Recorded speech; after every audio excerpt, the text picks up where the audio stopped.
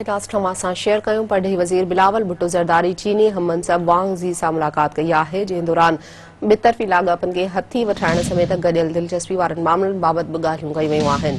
परडेही वज़ीर बिलावल भुट्टो ज़रदारी चीन जे दौरे ते पहुतल आहे। दौरे दौरान परडेही वज़ीर बिलावल भुट्टो ज़रदारी चीनी हममनसब वांग ज़ी सां मुलाक़ात कई आहे।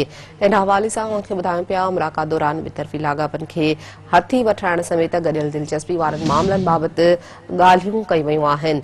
या ब्रेकिंग न्यूज़ नाज़रीन सां शेयर कयूं पिया। परडेही वज़ीर बिलावल भुट्टो ज़रदारी चीनी हममनसब वांग ज़ी सां मुलाक़ात कई आहे, जंहिं दौरान ॿितरफ़ी लाॻापनि खे हथी वठाइण समेत गॾियल दिलचस्पी वारनि मामलनि बाबति ॻाल्हियूं कयूं वयूं आहिनि। परडेही वज़ीर बिलावल भुट्टो ज़रदारी चीन जे दौरे ते पहुतल आहे। दौरे दौरान परडेही वज़ीर बिलावल भुट्टो ज़रदारी चीनी हममनसब वांग ज़ी सां मुलाक़ात कई आहे।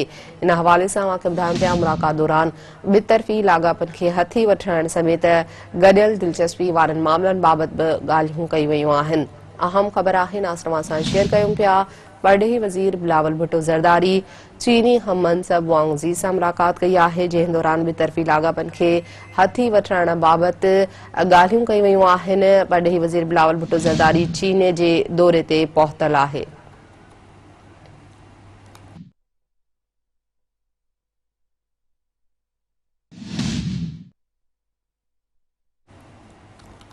अव्हांखे ॿुधायूं पिया, परडेही वज़ीर बिलावल भुट्टो ज़रदारी चीनी हममनसब वांग ज़ी सां मुलाक़ात कई आहे, जंहिं दौरान ॿितरफ़ी लाॻापनि खे हथी वठाइण समेत गॾियल दिलचस्पी वारनि मामलनि बाबति ॻाल्हियूं कयूं वयूं आहिनि।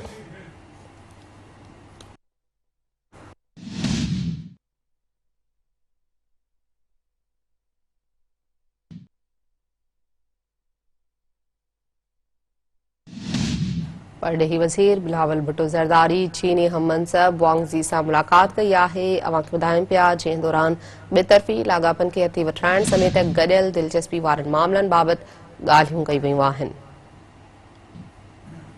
परडेही वज़ीर बिलावल भुट्टो ज़रदारी चीन जे दौरे ते पहुतल आहे।